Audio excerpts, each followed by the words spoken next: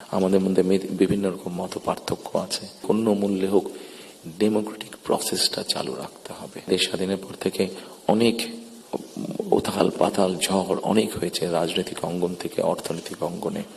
এখানে একজন বক্তা বলে গিয়েছেন যে সামনে আমাদের চ্যালেঞ্জ আছে। একজন রাজনৈতিক কর্মী হিসাবে আমার কাছে মনে হয় ইয়েস, সামনে আমাদের অনেক কঠিন চ্যালেঞ্জ আছে। আমাদের মধ্যে বিভিন্ন রকম মত পার্থক্য আছে।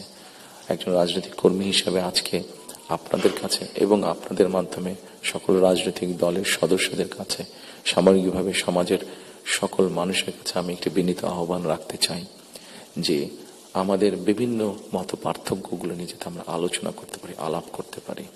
আমাদেরকে যে কোনো মূল্যে ডেমোক্রেটিক প্রসেস, যেটা আমরা 12 তারিখ থেকে ইনশাল্লাহ শুরু করতে যাচ্ছি, যে আমাদেরকে যে কোনো মূল্যে হোক ডেমোক্রেটিক প্রসেসটা চালু রাখতে হবে।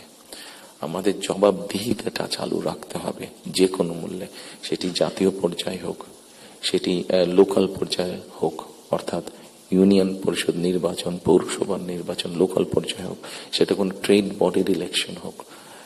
আমার ব্যক্তি যেটা বিশ্বাস, আমরা যে কোনো মূল্যে যদি এই যে জবাবদিহিতাটা, গণতান্ত্রিক প্রসেসটা যদি আমরা কন্টিনিউ করতে পারি, অনেক বেগ হয়তো আসবে, অনেক কঠিন হবে, কিন্তু একটা সার্টেন টাইম পর পর আমরা যদি গণতান্ত্রিক প্রসেসটাকে কন্টিনিউ করে যেতে পারি, তাহলে নিশ্চয়ই আমরা অবস্থার পরিবর্তন ঘটাতে সক্ষম হব। এবং আরেকটি কথা, কাউকে আঘাত না করি আমি বলতে চাইছি, কোনো রাজনৈতিক দলের নেতা সদস্য কাউকে আমি আঘাত করতে চাইছি না। আমি আমার চিন্তাটা শুধু ওনাদের সামনে তুলে ধরতে চাইছি যে আসুন আমরা দেশের মানুষের শিক্ষা, দেশের মানুষের স্বাস্থ্য, দেশের নারীদের অধিকার, এম্পাওয়ারমেন্ট, কর্মসংস্থান, পরিবেশ, সবকিছু মিলিয়ে এই যে বিষয়গুলো, যেটি একটি সাধারণ মানুষের জন্য প্রযোজ্য শব্দটা মনে করতে পারেন, সংস্কার, রিফর্ম, যে বিষয়গুলি নিয়ে আমরা আলোচনা করেছি, আপনারা যদি একটু খেয়াল করে দেখেন, এই রিফর্মের মধ্যে আমার কাছে মনে হয়েছে যে 3টি পার্ট আছে। একটি হচ্ছে সাংবিধানিক পার্ট, একটি হচ্ছে আইনগত পার্ট, এবং আরেকটি হচ্ছে মানুষের প্রতিদিনের জীবনযাত্রা, নিরাপত্তা, তাদের সিকিউরিটি, সবকিছু নিয়ে একটি পার্ট আছে।